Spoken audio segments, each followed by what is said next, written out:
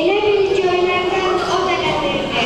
O qorxunc gecədə, qorxunc axşamda yardımcı həkimlər güllələnirdi.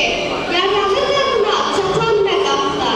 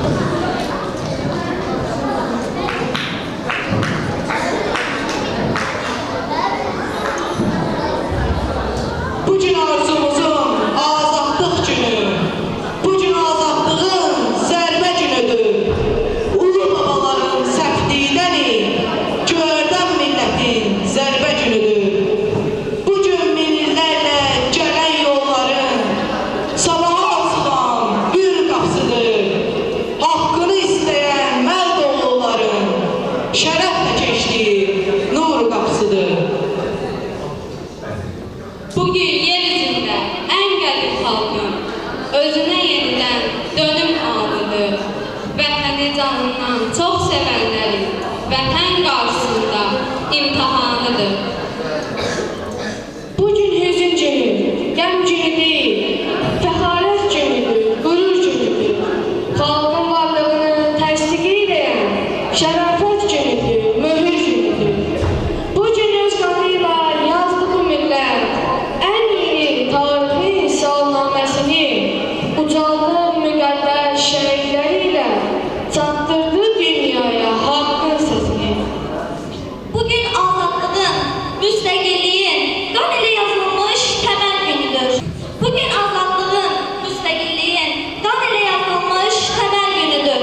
Ölümün üzünə dik baxa-baxa qan ilə yazılmış bərər günüdür.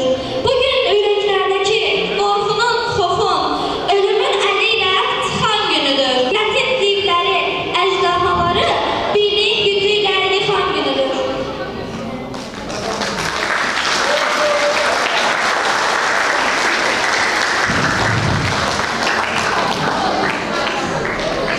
İndi sözümüzü direktorumuz Şəfa müəlliməyə veririk.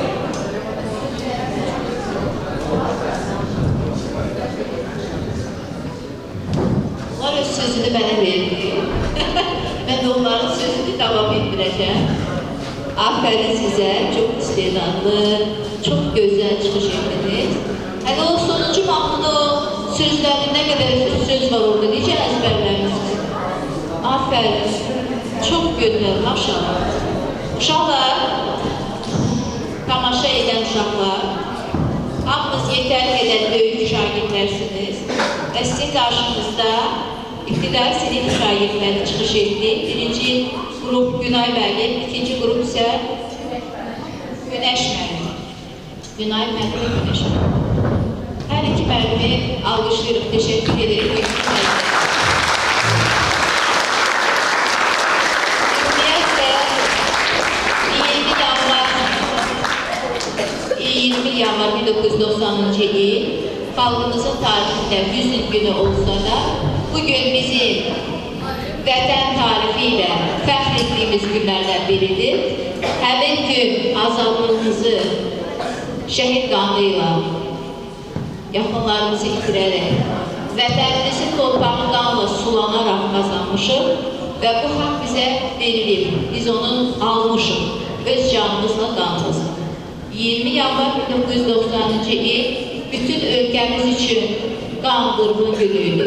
Amma 36 il keçəndən sonra biz həmin tarix hadisənin uyğun cavabını vermiş, zəfər qazanmış bir xalq kimi özümüzlə qürur duyuruq, dövlətimizlə qürur duyuruq. İlk dəfə 20 yanvar hadisələrindən siyasi qiymət verən ulu öndər Heydər Əliyevi saygıyla hörmətlə anırıq.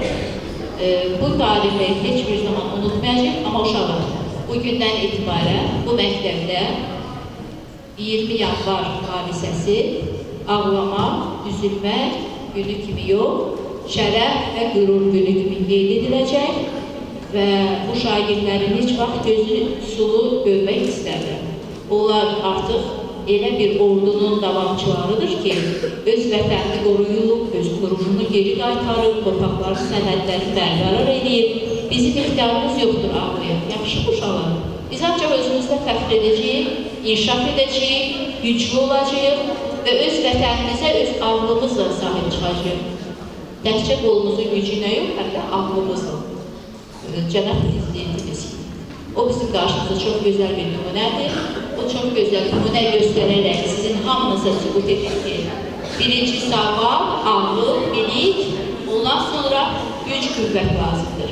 Bugünkü tədbir təşkilatçılarına xüsusi təşəkkür bildirirəm, ibtidai siniflərin təşkilatçılarına xüsusi diqqət ayırıram və onların bu qabiliyyətli uşaqları ortaya çıxartmaqda çalışmaqlarına görə təşəkkür ediyorum onlara. Tədbir sona çatmışdır, çox sağ olun.